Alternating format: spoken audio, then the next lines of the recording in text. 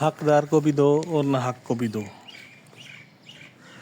ایک دن میں دکان پہ بیٹھا تھا کہ ایک مانگنے والا آیا۔